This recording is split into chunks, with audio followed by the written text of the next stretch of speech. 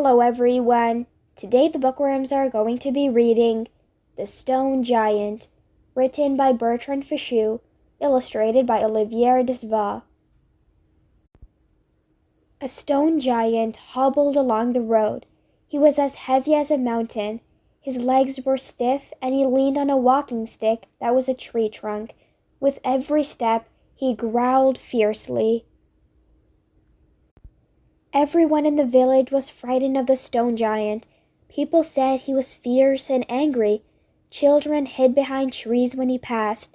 As he came close, hobbling and frowning, girls and boys threw pebbles at him and ran away shrieking. Only little Marian stayed where she was and said nothing. Marian watched and wondered. "I don't think the giant is as fierce as he looks," thought Marian. "Maybe he's just very tired."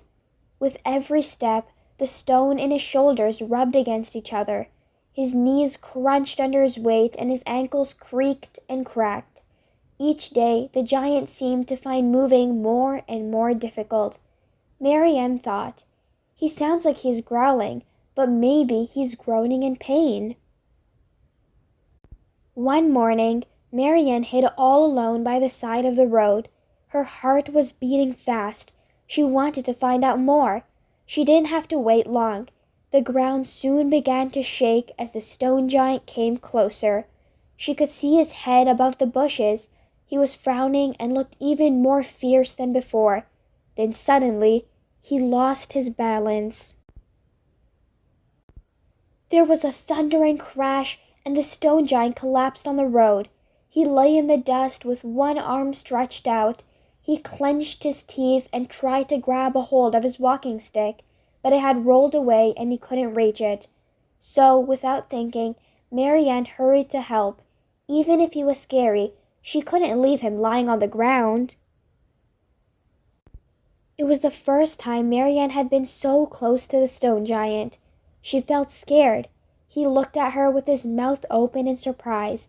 It was the first time that a child had come so close to him. He was amazed.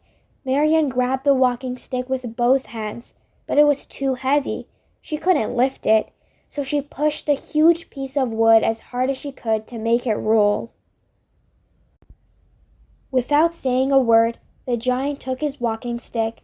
Leaning on it, he pulled himself slowly up. The stones in his huge body rubbed and grated against each other. The sound made Marianne's ears feel funny. The giant stared at her with his stony eyes. Then he turned and went on his way. Marianne now knew he was not angry and that he was not growling. He was groaning because he was in pain. So much pain that he couldn't even say thank you. For several days, Marianne went and stood on the road. She waited for the giant. She wanted to know more about him, and more than anything, she wanted to help him. But the hours ticked by and the ground didn't shake. Marianne came back the next day and the next, but still he didn't come.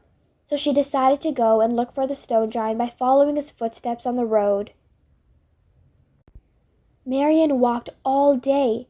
At last, she found the stone giant sitting very still by the side of the road. He wasn't walking anymore. His eyes were closed. He was just a pile of stones. There was no more creaking and no more groaning. There was just silence. Marianne felt like crying, but suddenly she heard a tiny sound, like the call of a baby bird. It went, "Pwee, pwee, pwee." Marianne wanted to find out what it was, so she carefully climbed up the stone giant. Surprise! There, hidden between the stones of the giant's chest, Marianne found a nest. In the nest, a baby bird was hopping around its mother calling, "Pwee, pwee, pwee."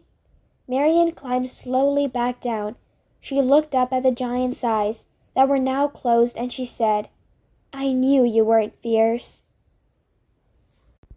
When Marianne came back a few days later, the stones that had been the giant's body were already covered in moss. The baby bird had grown. It came out of its hiding place and hopped around its mother. She twittered and gently nudged it. Suddenly, hop! The baby bird flew into the air for the first time. Then a smile seemed to spread over the giant's face. Marianne would never forget that smile. The end. That's it for today, everyone. I hope you guys enjoyed. For more read-alongs like these, don't forget to subscribe. If you enjoyed the book, give it a big thumbs up and share it with a friend. Don't forget to join us every day for a new video with a fun read-along. I'll see you guys next time. Bye!